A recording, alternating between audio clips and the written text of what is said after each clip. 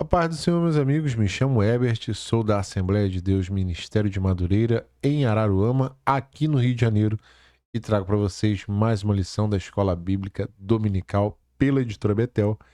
Essa semana, a lição 2, que fala: Não terás outros deuses diante de mim, adoração e louvor ao único e verdadeiro Deus. Antes de começar essa aula, eu vou pedir para que você já deixe o like nesse vídeo, porque isso ajuda pra caramba a distribuir o conteúdo que é feito aqui. Se você ainda não está inscrito no canal, considere se inscrever. Se ficar alguma dúvida, deixe aí nos comentários. Vou tentar responder o mais rápido possível. Estou aqui com a minha revista, ó. Esse vai dar para ver. E essa lição 2, ela será ministrada aí na sua igreja no dia 13 de outubro, próximo domingo, tá bom? Então, já falamos da primeira lição, ele começa falando aqui sobre os 10 mandamentos. E a gente vai falar um pouco aqui sobre a questão de idolatria, tá? Sobre não ter outros deuses. E aqui o próximo slide, ele vai dizer o seguinte, ele traz o texto de Deuteronômio 6:5, que diz o seguinte: Amarás, pois, o Senhor teu Deus de todo o teu coração, de toda a tua alma e de todo o poder. Você vê que esse versículo vai falar um pouco a respeito de intensidade. É amar a Deus com todas as suas forças, com toda a qualidade que se tem, né? Essa é a forma que a gente deve amar a Deus, sem qualquer forma de reserva. E aí o texto áureo, ele continua trazendo textos de Deuteronômio, onde Moisés ali ele acaba fazendo uma ponte entre Deus e o povo e trazendo as nuances daquela aliança proposta pelo Criador. Verdade aplicada vai dizer que a verdadeira adoração é direcionada a Deus e Pai de nosso Senhor Jesus Cristo, de acordo com as Escrituras. Quando a gente fala adoração somente a Deus, a gente acaba falando sobre idolatria. Idolatria é colocar algo, né, em primeiro lugar. O que seria isso? Colocar um emprego em primeiro lugar, suas posses em primeiro lugar, o dinheiro em primeiro lugar. Isso é idolatria, né? É se dobrar diante de coisas.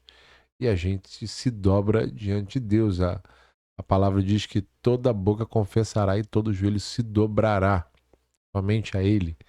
Objetivos da lição, vamos trazer aqui: ensinar a importância do primeiro mandamento. O primeiro mandamento é aquele que você já viu no texto áureo, tá? E também está descrito lá em Mateus 22:37. A gente tem o próprio Senhor reproduzindo, né?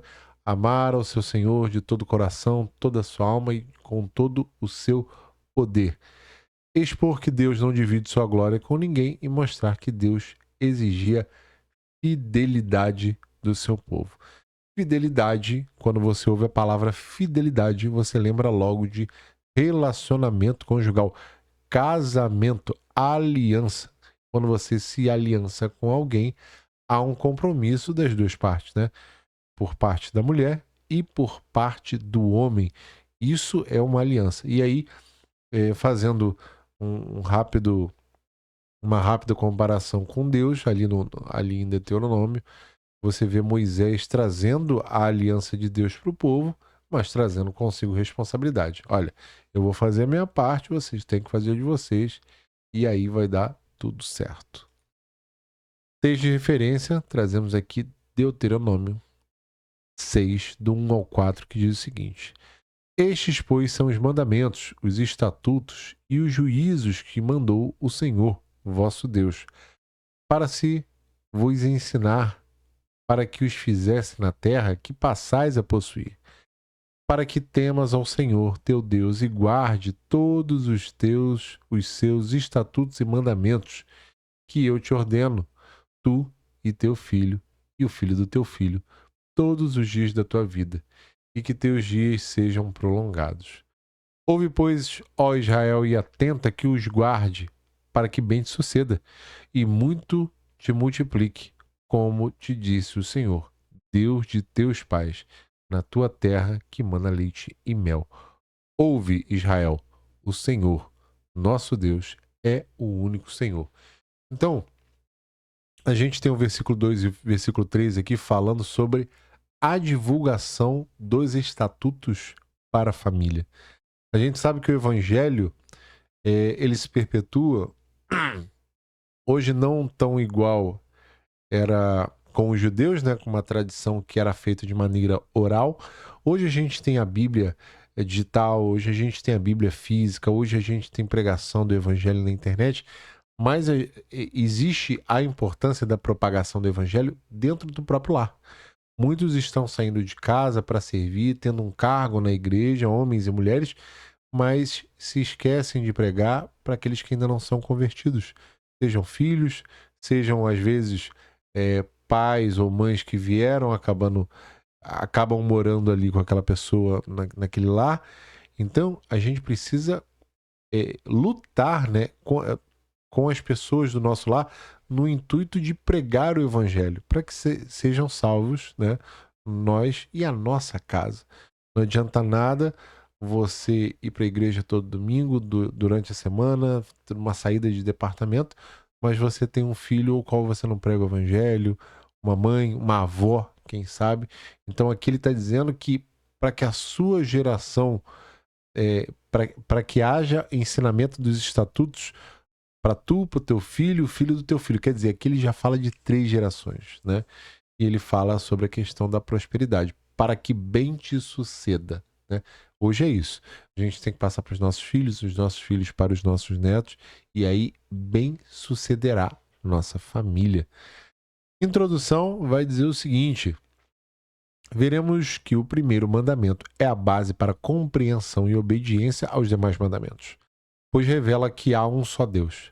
Tal revelação exige da parte do povo que está em aliança com Deus adoração exclusiva, que se expressa em amor, louvor, obediência, serviço e um adequado relacionamento com o próximo, como encontramos nas Escrituras e com a ajuda do Espírito Santo.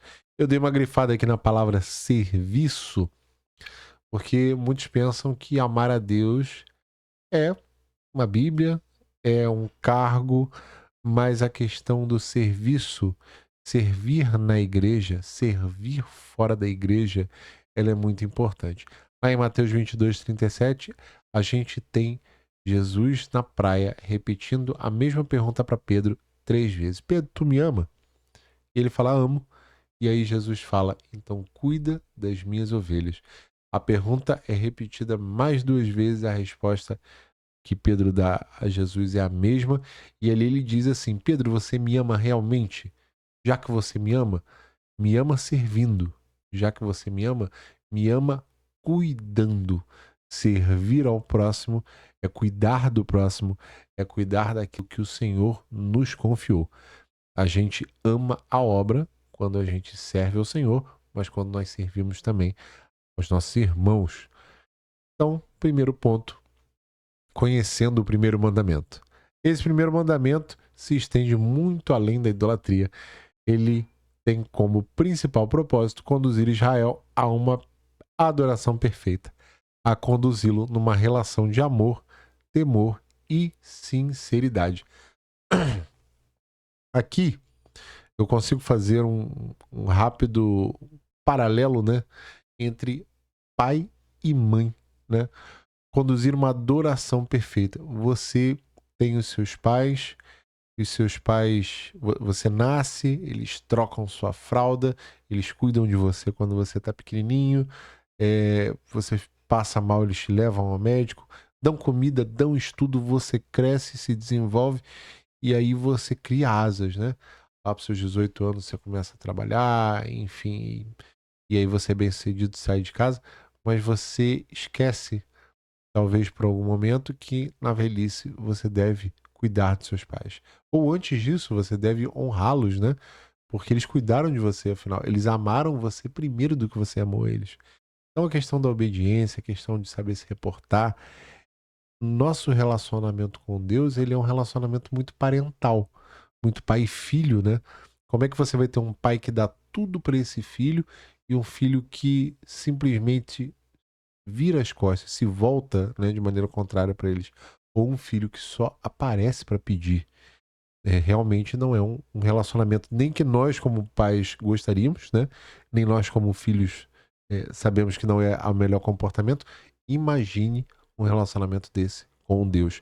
Um relacionamento voltado para o interesse, pautado apenas no que nos convém. 1.1. O alicerce dos mandamentos diz o seguinte: os decretos delineados por Deus deveriam governar o relacionamento de Israel com ele. Eles representam os principais requisitos que Deus colocou sobre o povo de Israel para o estabelecimento e manutenção da relação, da aliança entre eles. O povo devia ser unânime em sua devoção àquele que os havia libertado do Egito. Ele deveria adorar somente a Deus. Além disso, seu comportamento social seguia os direitos do indivíduo em relação à vida, casamento e posses. Ele deveria obedecer a esses mandamentos por amor a Deus. O primeiro mandamento é a base sobre a qual os demais descansam. Na prática, o povo seria monoteísta, adorando apenas a Deus, como fica claro em outras partes do Pentateuco. A adoração a outros deuses era penalizado com morte. Então olha que interessante. Deus liberta seu povo da escravidão, legisla para esse povo, né? Fala, olha, eu estou inserindo aqui decretos para que isso norteie a vida de vocês a partir de agora, que vocês não são mais escravos, agora vocês são livres, eu vou dar uma orientação aqui para que vocês vivam da melhor maneira possível. E aí, dentro desses decretos, há a manutenção da ordem. O porquê? Porque o povo de Deus precisa ser o reflexo do seu Deus, né?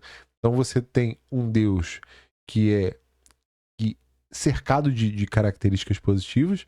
Você não pode ter um povo que é completamente diferente, como nós vemos hoje em muitas igrejas. A gente tem pessoas que se intitulam cristãos, mas o próximo está precisando virar a cara, no momento de fúria devolve, se vinga, e entre outros, né? O povo de Deus precisa ser o reflexo de Deus. E a única forma possível para que isso aconteça é se repousar ali sobre os mandamentos. Não única e exclusivamente sobre os 10 mandamentos. A gente vai ver que o Pentateuco ele é lotado de orientações para o povo de Deus, mas principalmente esses 10, né? Porque esses 10 ele consegue nortear todos os outros. A gente vai ver que os 10 mandamentos eles se resumem em 2 que são muito simples, é a questão do amor, é amar a Deus sobre todas as coisas, com toda a sua força, e ao próximo como a ti mesmo. Isso a gente vai ver bem mais lá na frente. Mas você vai ver que o mais simples possível a gente consegue fazer o mais avançado, tá? 1.2, absoluta fidelidade, diz o seguinte: o primeiro mandamento nos lembra que tudo no Torá, lei, surge do amor que temos por Deus, que por sua vez é uma resposta ao amor que ele tem por nós. Deus demonstrou esse amor ao libertar Israel da casa de servidão no Egito.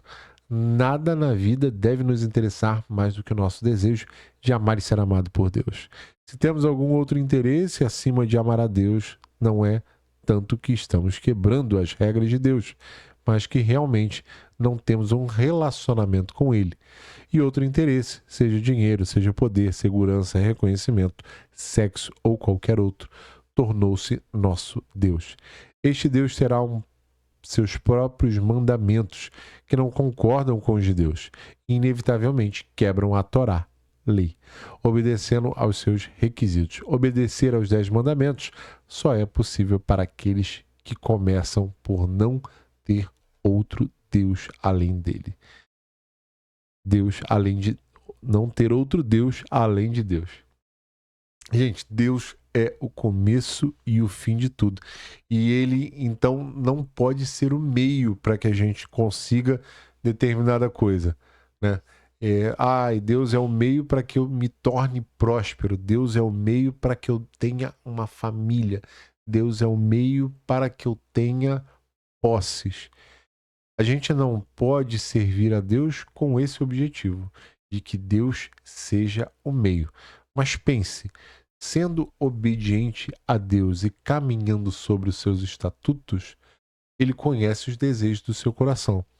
Muito possivelmente, essas coisas vão vir a reboque.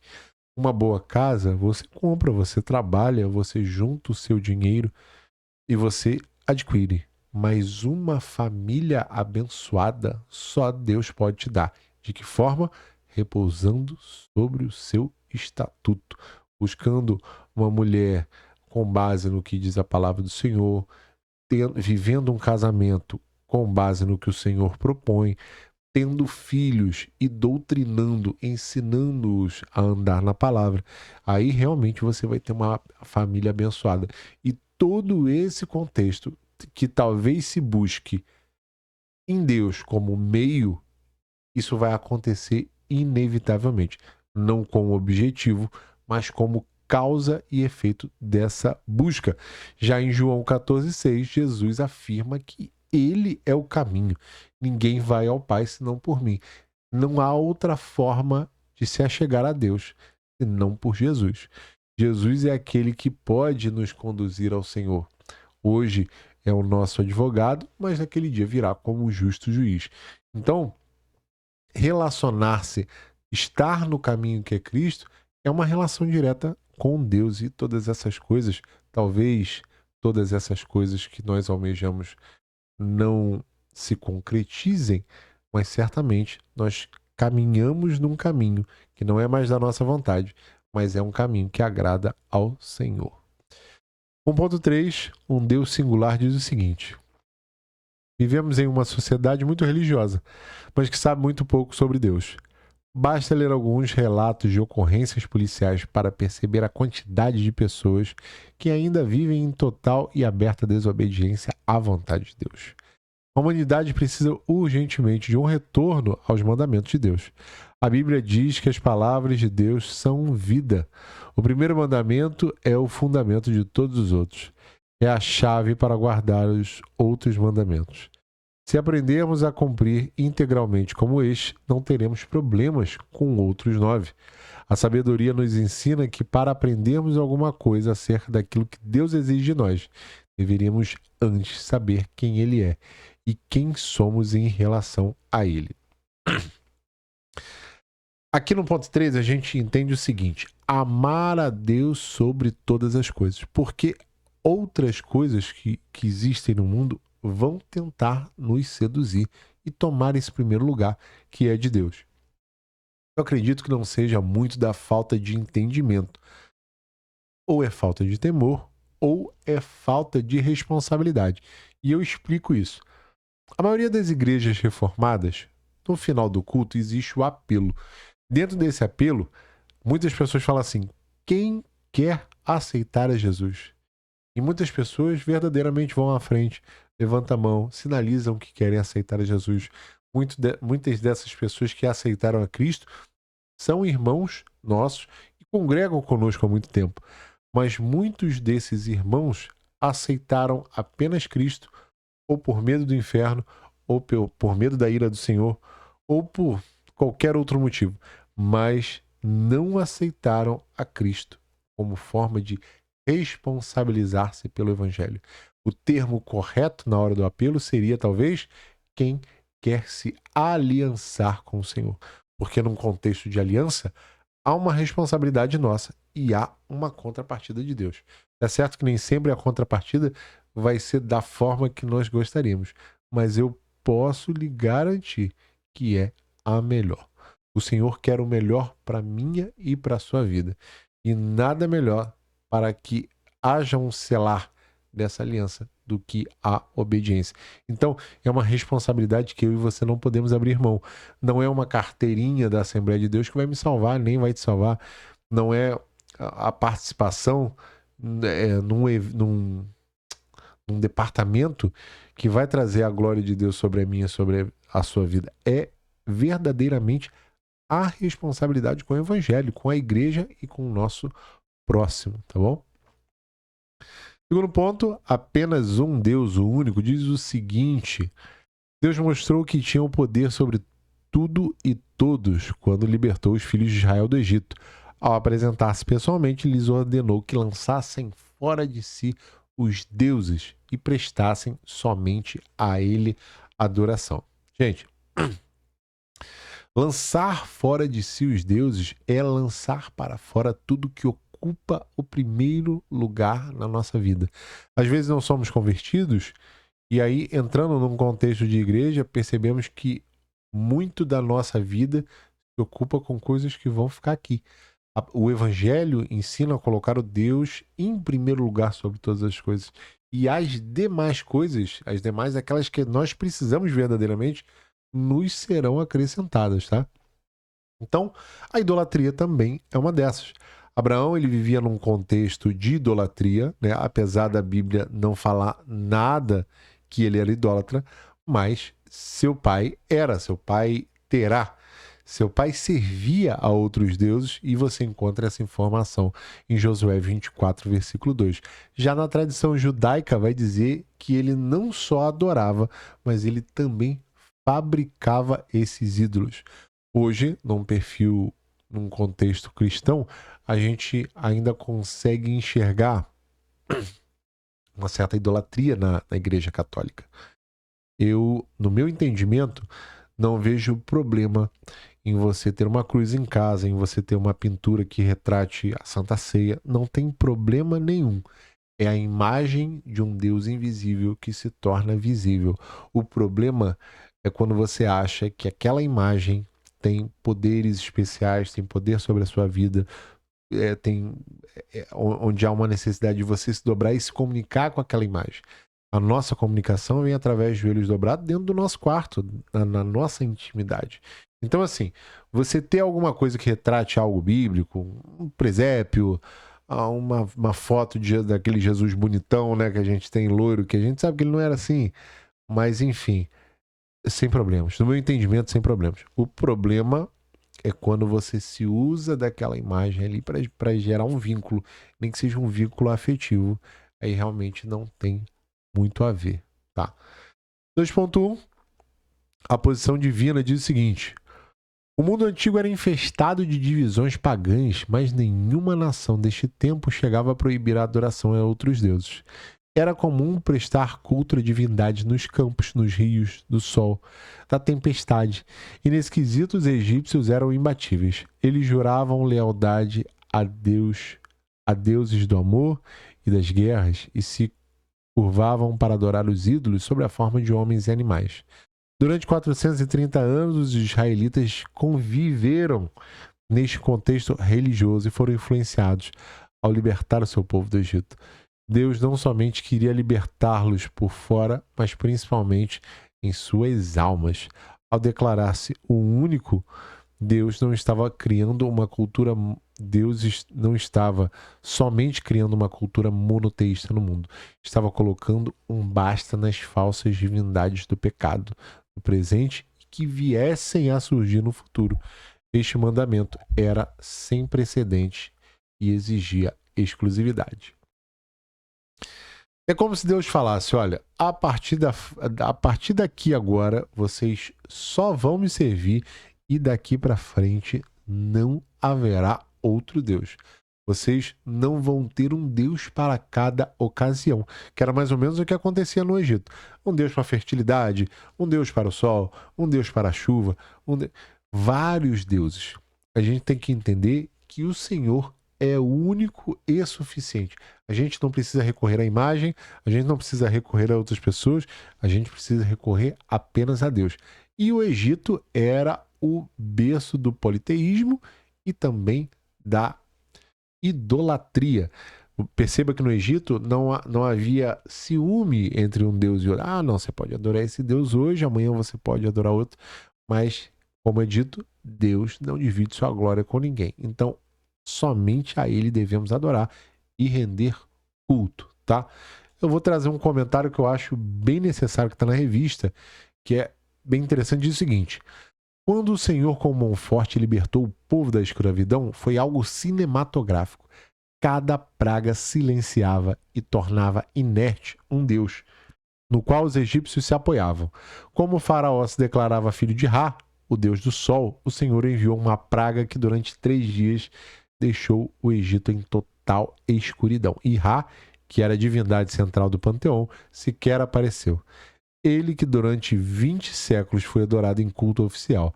Deus apagou todo o Egito, mas havia luz nas habitações israelitas. Meu amigo, a gente está falando de um tempo onde não havia energia elétrica e todo o Egito houve trevas, densas trevas, mas na casa dos israelitas havia luz. Olha que interessante, e também dá para a gente fazer várias pontes, né? Mas o povo de Deus é assim. Às vezes a gente vê o povo de Deus, não dá nada, não há como passar, a pés enxutos, não há o que fazer. E o Senhor fala, o meu Deus vai passar sim, por causa da fidelidade, por causa do amor, por causa da forma como eles se reportam a mim. Eu vou frustrar. Deus não depende de ocasião. Ele proporciona, ainda que tudo diga o contrário, uma forma de determinada coisa acontecer. Confie e acredite em Deus, porque é batata, tá? 2.2, respeite a minha presença, diz o seguinte: através de Moisés, Deus comunica a sua exclusividade. Aos israelitas está ordenado manter uma aliança de lealdade. A expressão diante de mim é um termo hebraico de amplo significado. O termo usado é alpanai, que significa além de mim, acima de mim, oposto a mim, ao meu redor. A ideia aqui é que não existe nenhum Deus além do Deus de Israel. Literalmente está proibido adorar falsos deuses em qualquer lugar. Entende-se também aqui a imagem de alguém que coloca algo na face de alguém. Ou seja, estabelecer uma falsa divindade é como insultar a Deus no seu rosto. Deus não divide a adoração. Com ele é tudo ou nada. Desde o início, com a investida maligna de semear a dúvida na mente humana, a humanidade tem direcionado sua atenção e procurado adorar muitas divindades, conforme os acontecimentos, as necessidades, as tradições, os medos e as regiões geográficas. Porém, Deus sempre exigiu exclusividade na aliança com seus filhos. Aqui é uma coisa muito interessante.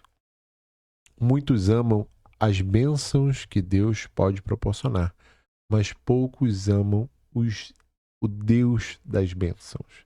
Então, quer dizer, é assim, há uma relação de amor entre o que Deus pode nos dar, através de um milagre, através de alguma outra coisa, mas amar ao Senhor, isso aí é muito complicado.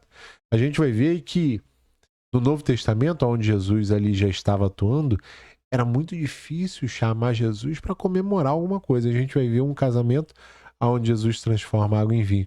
A maioria das outras situações era BO. Jesus, vai na minha casa que alguém está endemoniado, vai até determinado lugar que alguém está com uma febre muito grande. E é só problema, as pessoas levavam só problema.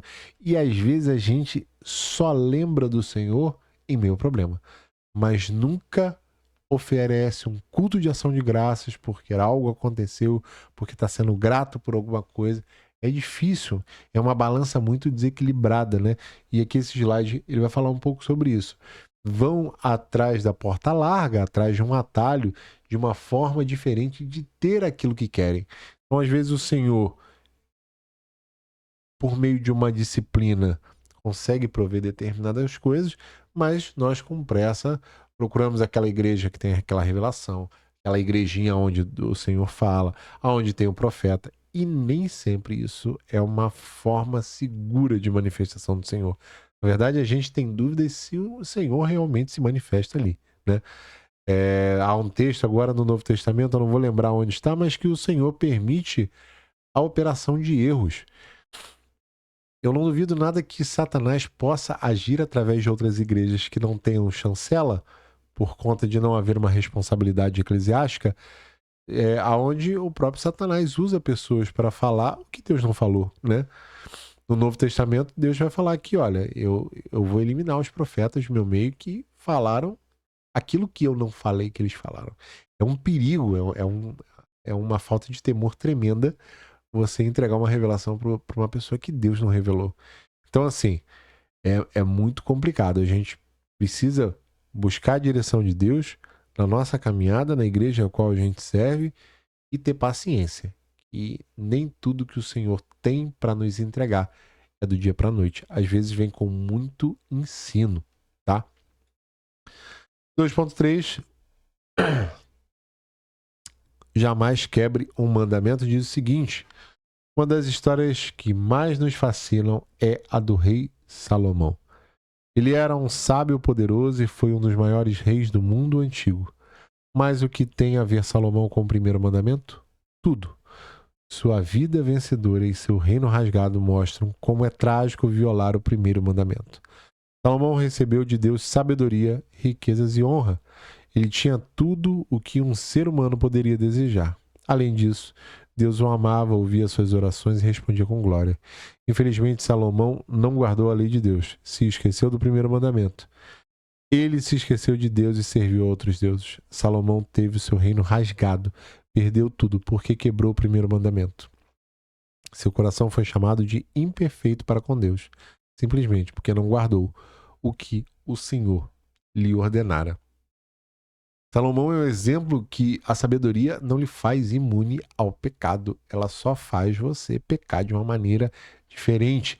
Ele termina dizendo que tudo na vida é vaidade para justificar que nenhuma das conquistas, posses ou relacionamentos poderiam suprir o primeiro lugar, que é o seu relacionamento com Deus. Então, às vezes a gente pensa que é por conta de sabedoria, é por conta de ter posse, se eu tiver determinada coisa eu não vou pecar, se isso acontecer. A única coisa que nos afasta do pecado é nos mantermos firmes no Senhor. Mas independe de ter casa fixa ou alugada, ter carro ou não ter. Lógico, a gente até murmura quando essas coisas dão problema, quando essas coisas acabam, quando a gente está com um carro de baixa qualidade, quando algo atrasa, quando uma porta de emprego fecha, mas nós não deveríamos, né? Eu essa semana estava lendo um texto em Eclesiastes que fala que tanto o dia bom é feito por Deus, como o dia mal também. E no dia bom você deve aproveitar. Agora, no dia mal, você deve resistir. Porque tanto um quanto o outro foram feitos pelo Senhor para a glória dele e por ele. Então, tudo coopera para o bem daqueles que amam o Senhor. No dia ruim, seja firme, você vai passar, tá? Terceiro ponto. Somente Deus deve ser adorado. Diz o seguinte: só existe uma maneira de não sermos tentados a adorar outros deuses nesse mundo, vivendo um relacionamento pessoal e intenso com Deus, o que exige amor, disciplina e foco no que estamos fazendo. E aí, nada como um relacionamento estável e maduro. Só que isso demanda tempo, né? Há uma célebre frase no livro Alice e o País das Maravilhas que diz o seguinte, que para quem está perdido, qualquer caminho serve. Porque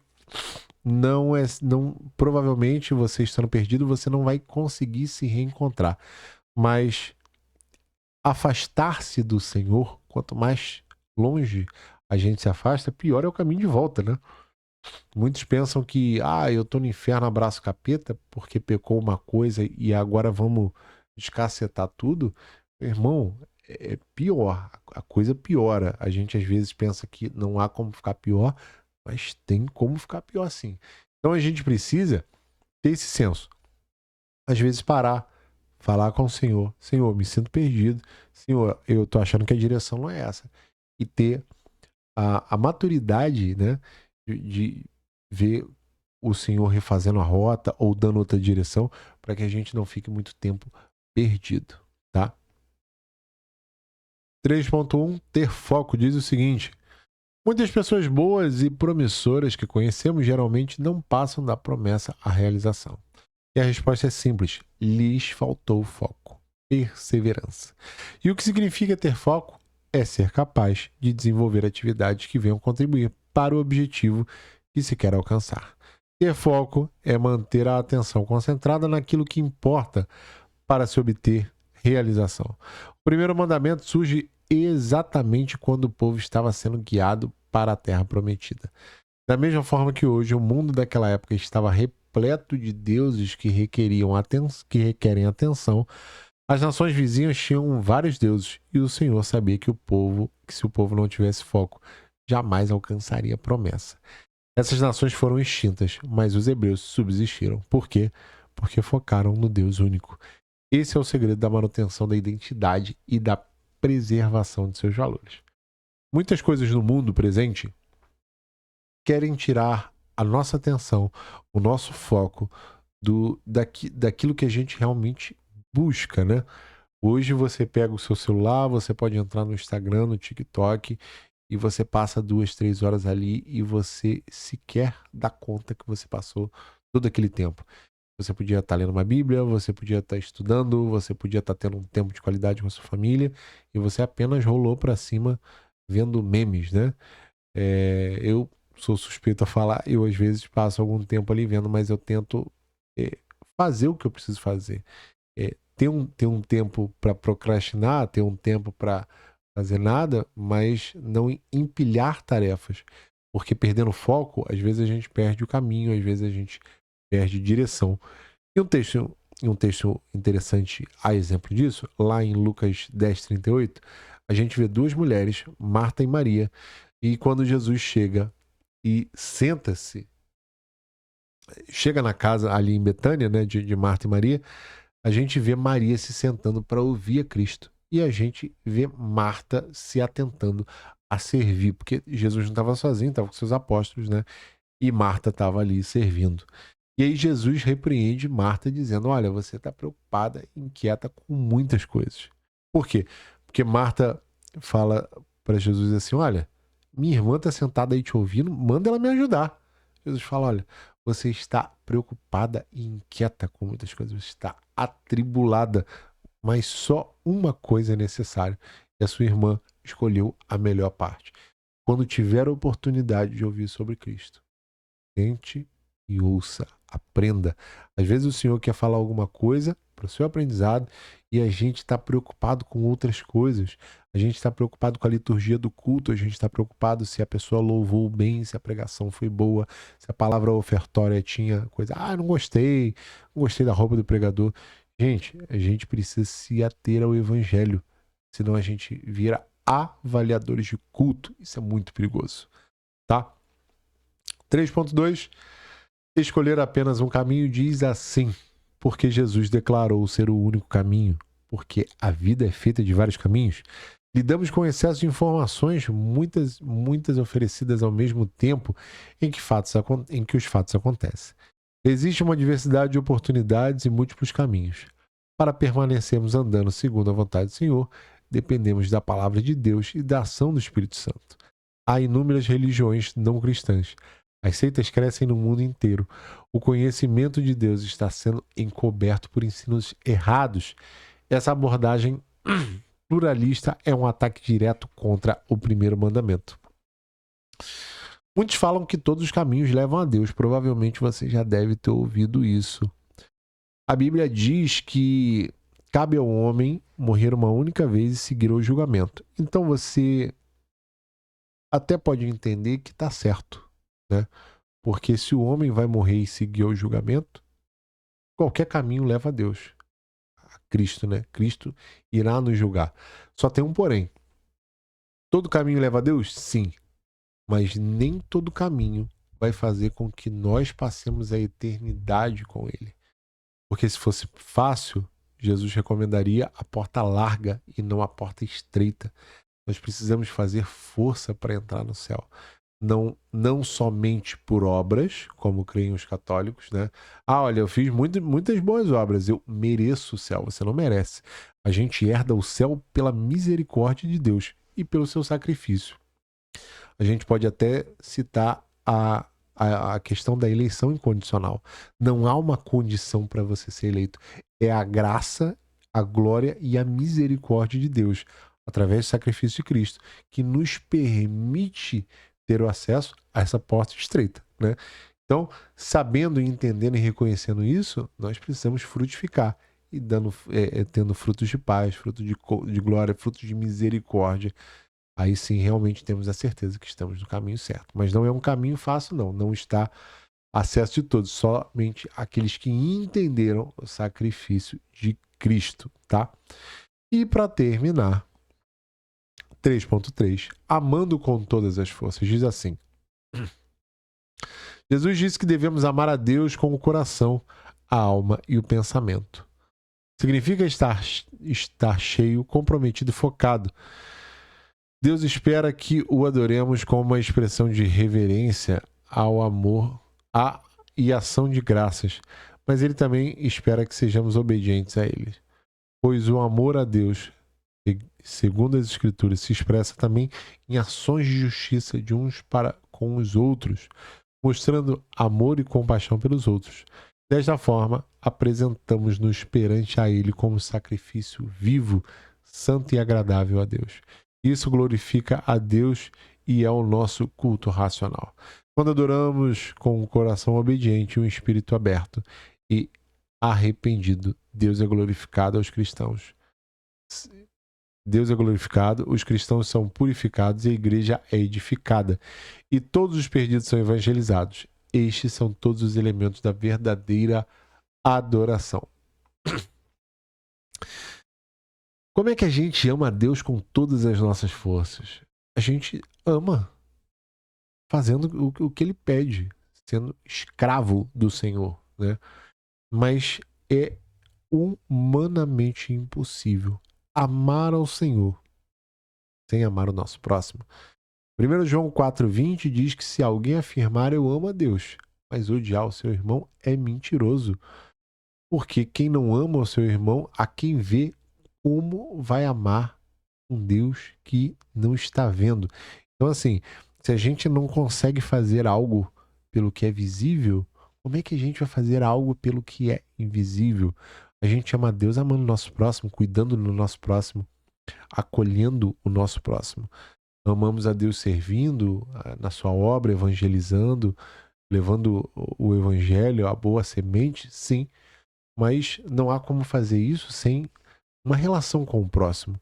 Cristo, o Senhor não nos criou para que fôssemos sozinhos, para que vivêssemos sozinhos, para que não nos falasse, eu não dependo do meu irmão. Isso não existe, você vai ver que a vida é uma roda gigante. Hoje a gente não depende de ninguém não, mas amanhã a gente pode estar dependendo de alguém. E o versículo 19 vai dizer que nós amamos porque Ele nos amou primeiro. É impossível dar algo que você não tem. Nós podemos amar ao próximo e amar ao Senhor, porque Ele nos amou. Então entendemos como esse amor. E por entendermos, amamos a Deus e amamos ao nosso próximo. Meus amigos, eu vou terminando e ficando por aqui. Uma semana extremamente cansativa. Foi eleição, eu fui mesário nesse domingo. Eu espero que vocês tenham tomado a melhor decisão possível na cidade de vocês. O político fica 4 anos aí e não é uma compra barata e nem algo que passe tão rápido, tá? Que Deus abençoe sua semana e sua vida. Semana que vem estarei aqui com mais uma lição da Editora Betel, da nossa EBD. Fiquem com Deus. Se você ainda não curtiu esse vídeo, deixe seu like. Se ainda não está inscrito, considere se inscrever. Se ficar alguma dúvida, deixa no comentário. E para receber todas as notificações, ative o sininho. Eu vou ficando por aqui. Fiquem com Deus e até semana que vem. Tchau, tchau.